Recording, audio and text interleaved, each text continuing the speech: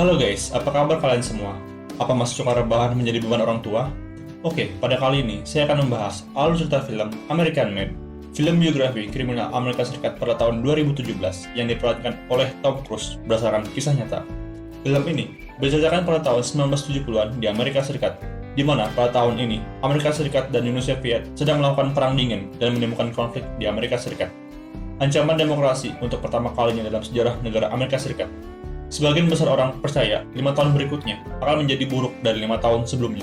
Oke, tanpa basa-basi lagi, langsung saja, mari kita mulai.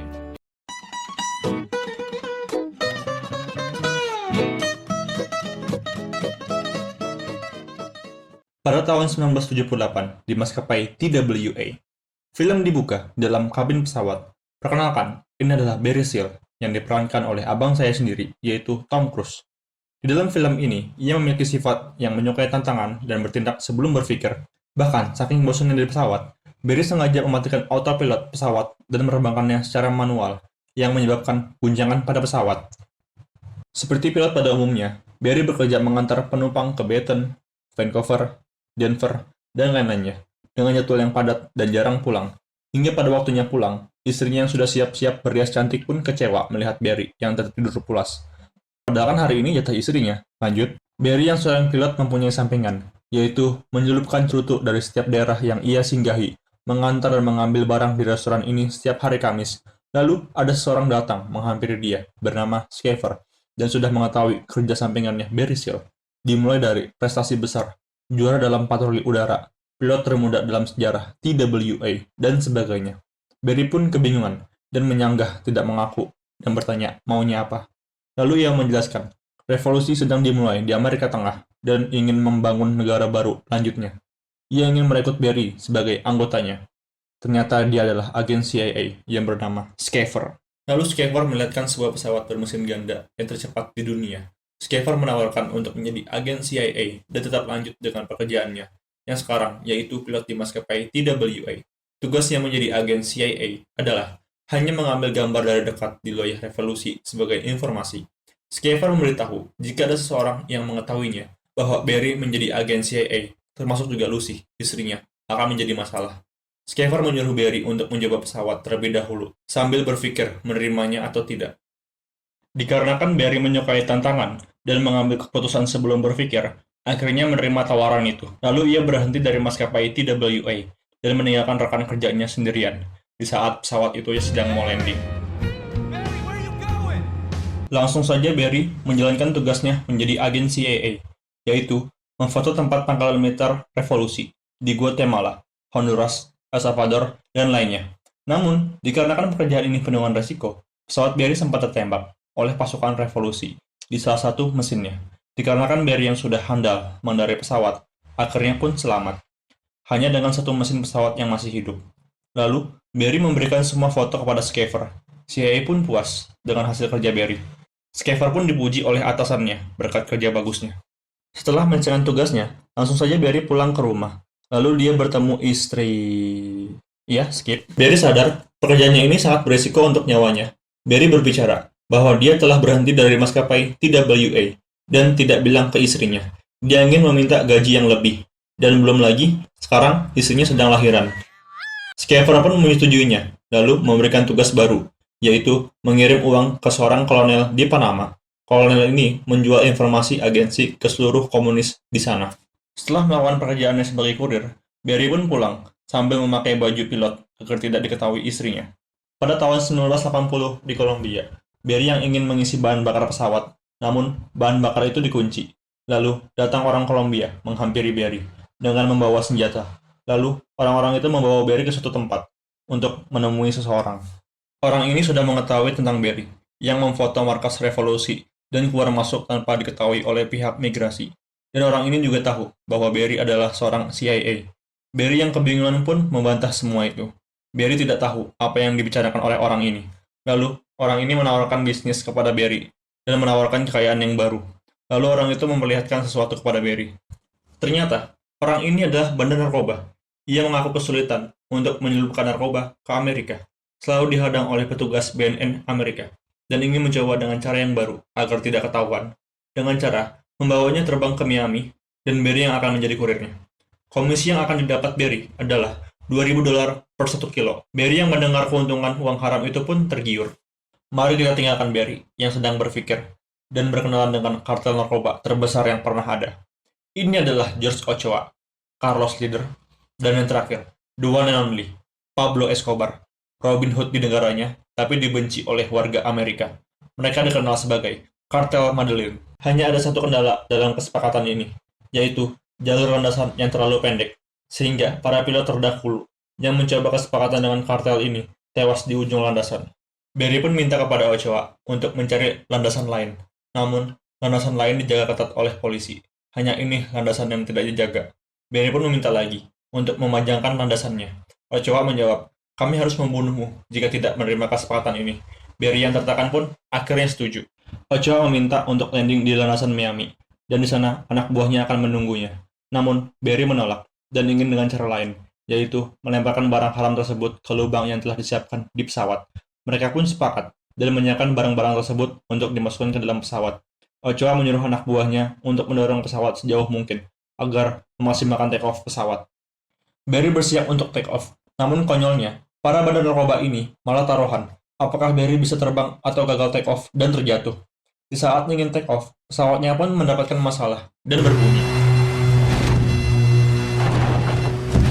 Namun, Barry tetap berusaha untuk menerbangkan pesawat.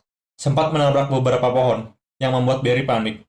Untungnya, dia berhasil menerbangkan pesawat itu. Di dalam perjalanan, pesawatnya sempat terlacak oleh radar polisi perbatasan. Untung saja Barry yang pintar, dia melakukan terbang rendah dan terbang dekat helikopter pertambangan minyak. Polisi perbatasan pun mengira itu adalah radar dari helikopter pertambangan. Sesampainya di Miami, Barry pun menurunkan barang tersebut dengan cara menjatuhkannya dari pesawat yang sudah diubah mode dalam autopilot. Ochoa pun senang dengan keberhasilan Barry dan merayakan pesta bersamanya dan memberikan uang sesuai perjanjian di awal. Lalu, Ochoa memberikan jadwal pengiriman lagi yang dilaksanakan pada minggu depan. Di saat mereka sedang berpesta, tiba-tiba saja markas kartel narkoba itu dikepung oleh militer dan polisi. Para kartel yang mengetahuinya pun hanya santai menghadapinya, dan Barry disuruh menunggu di ruangan. Barry yang panik ditinggal sendirian pun inisiatif untuk melarikan diri. Namun, tentara yang sudah mengepung tempat itu, Barry pun tertangkap, begitu juga para bandar narkoba. Dikarenakan para bandar ini mempunyai orang dalam di kepolisian, akhirnya mereka semua bebas, namun tidak dengan Barry, dia masih di penjara. Schaefer pun datang mengunjungi Barry, dan tahu bahwa Barry adalah kurir narkoba. Schaefer memberitahu bahwa polisi Louisiana akan menggerebek rumah Barry pukul 6 pagi, dan istrinya akan ditahan. Seharusnya di sini Barry tidak bisa lepas, dikarenakan dia ketahuan menjadi kurir narkoba. Namun, ada yang unik dari lolosnya Barry di penjara Kolombia. Yang dimana orang-orang ini foto oleh Barry, ternyata mereka adalah komunis dan menyebut diri mereka Sandinistas. Mereka mengumpulkan kekuatan dan menguasai negara kecil yang bernama Nicaragua. Mereka adalah revolusi pertama di Amerika Tengah. Mungkin itu berita buruk bagi pemerintah Amerika, namun berita bagus bagi Barry.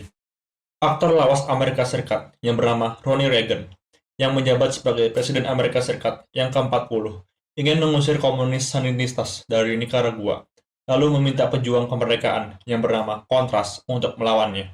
Namun DPR Amerika Serikat tidak menyetujui keputusan Ronnie, dan takutnya peristiwa Vietnam terulang, dan melarang Ronnie untuk melakukan perang terhadap Sandinistas. Ronnie yang keras kepala tidak mau diatur, akhirnya melakukan jalur belakang dengan meminta bantuan kepada CIA. Dan CIA meminta bantuan kepada Barry. Akhirnya, Schaefer pun membebaskan Barry.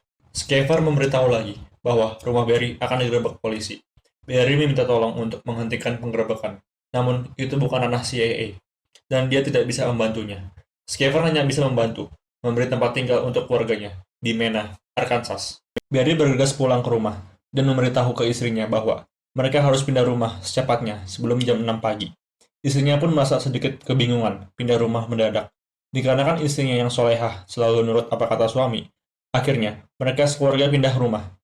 Terlihat ada beberapa polisi yang sedang menuju ke rumah Barry. Singkat cerita, sampai di rumah barunya, terlihat rumahnya lumayan besar dan bagus, namun masih tidak adanya fasilitas rumah dan keran air yang rusak. Lalu Schaefer mengajak Barry pergi ke suatu tempat, meninggalkan Lucy dan anak-anaknya.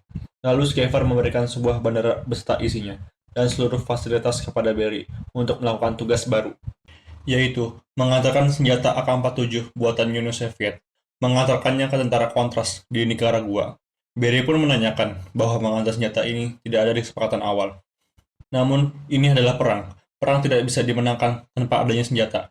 Schaefer membuat kesepakatan baru kepada Barry, mengantarkan senjata ini ke tentara Kontras atau kembali masuk ke penjara Kolombia.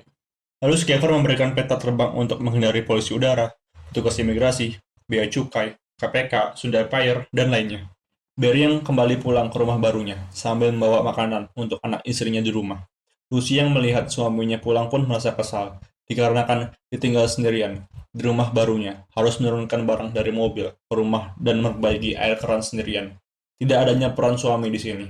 Akhirnya, Barry mengaku kepada Lucy bahwa dia sudah tidak lagi bekerja di maskapai TWA dan dia bekerja dengan CIA dan memberikan uang haram yang ia dapatkan untuk Lucy. Cerita berlanjut di markas Kontras pada tahun 1981. Barry menjalankan tugas barunya, yaitu membawa senjata untuk tentara Kontras untuk dipakai berperang melawan pemberontak. Namun, para tentara Kontras tidak tertarik dengan senjatanya, lebih tertarik dengan barang yang dipakai oleh Barry. Lalu, melucuti kacamata, sepatu, baju, kolor, BH, gesring, dan semuanya. Di hari berikutnya, Barry membawa tongkat baseball untuk melindungi dirinya, dan memberikan beberapa barang hiburan seperti minuman keras, majalah porno, dan yang lainnya. Lalu tiba-tiba Ochoa pun datang, entah dari mana, lalu memperkenalkan seseorang yang bernama Adolfo. Dia adalah pemimpin pasukan Kontras untuk melawan Sandinistas. Ternyata tentara Kontras tidak mau berperang, mereka hanya ingin mencari uang. Sementara, kartel narkoba ingin senjata untuk penjagaan. Lalu, Ochoa memberikan bisnis baru kepada Barry, yaitu membawa senjata AK-47 ke Kolombia, lalu antar kokain ke Kontras. Lalu Kontras membawanya naik perahu nelayan ke Miami. Membawa senjata dari Mena, lalu dengan peta yang telah dikasih Schaefer untuk menghindari penegak hukum, menuju pangkalan udara para kartel. Orang Kolombia suka senjata, lalu membawa kokain menuju lokasi. Kontras membawanya dengan perahu nelayan ke Miami, membawa sebagian kokain ke Amerika, mampir ke Panama untuk isi bahan bakar, lalu lanjut terbang dengan menurunkan kokain di rawa-rawa seperti awal film. Barry yang merasa tak sanggup melakukan pekerjaan ini sendiri, akhirnya merekrut beberapa pilot lainnya. Pete Dubis, seorang pembuat senjata. Stan Mason, menerbangkan narkoba dari Meksiko ke Arizona. Bill Cooper, si pilot pecandu narkoba. Bob, tak banyak informasi, tapi dia handal. Barry yang telah selesai menyelesaikan tugasnya, tiba-tiba didatangi oleh Schaefer, dan disusul barang-barang berat yang datang. Schaefer pun ingin meminjam lahan bandara yang tidak terpakai kepada Barry, untuk tempat latihan tentara Kontras, dan memberi tugas tambahan kepada Barry dan kawan-kawannya untuk membawa tentara Kontras ke bandara milik Barry untuk dilatih perang oleh agen CIA.